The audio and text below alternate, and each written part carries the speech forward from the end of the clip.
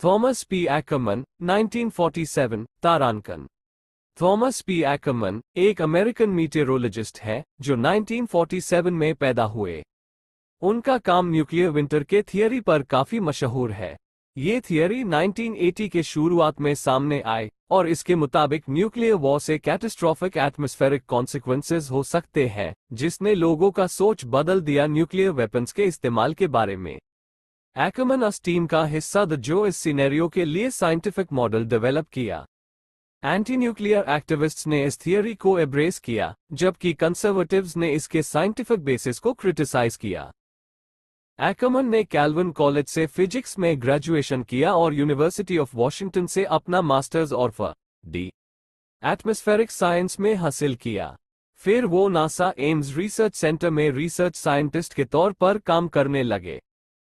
1982 में पॉल क्रूजन और John W Berks ने एम्बियो जर्नल में न्यूक्लियर विंटर टर्म इंट्रोड्यूस किया। उन्होंने ये सजेस्ट किया कि न्यूक्लियर वॉर से इतना कार्बन सूट होगा कि सनलाइट ब्लॉक हो जाएगी और टेम्परेचर ड्रास्टिकली गिर जाएगा।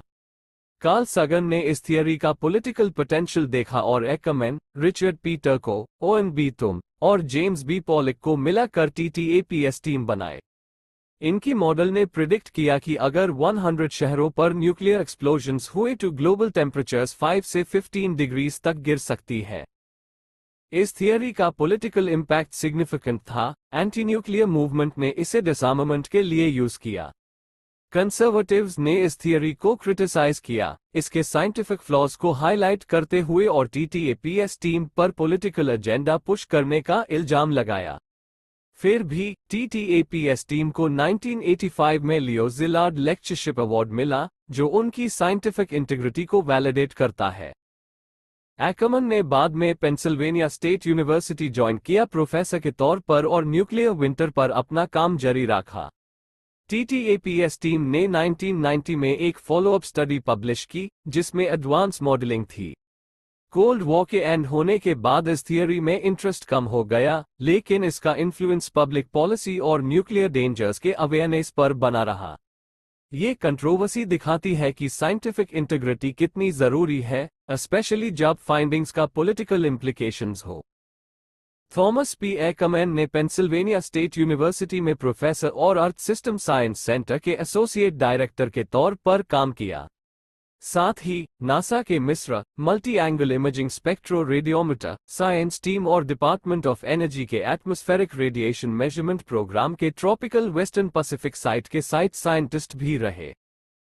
1995 में एक्करमैन को पेन स्टेट में फुल प्रोफेसर बना दिया गया।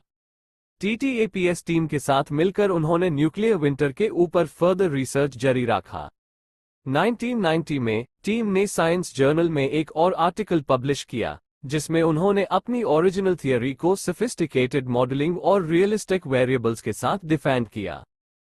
सोवियत यूनियन के डिमाइज और कोल्ड वॉर के खत्म होने के बाद न्यूक्लियर विंटर थियरी पर रिसर्च कम हो गया, लेकिन ये थियरी पब्लिक कॉन्शियसनेस में बस गई, जिसने पब्लिक पॉलिसी और पर्सनल एंग्स्ट पर सिग्निफिकेंट इन्फ्लुएंस डाला। इस थियरी की रिसेप्शन ने साइंटिफिक इंटीग्रिटी की इंपॉर्टेंस को हाईलाइट किया, स्पेशली जब साइंटिफिक फाइंडिंग्स का पॉलिटिकल इम्प्लीकेशंस होता है।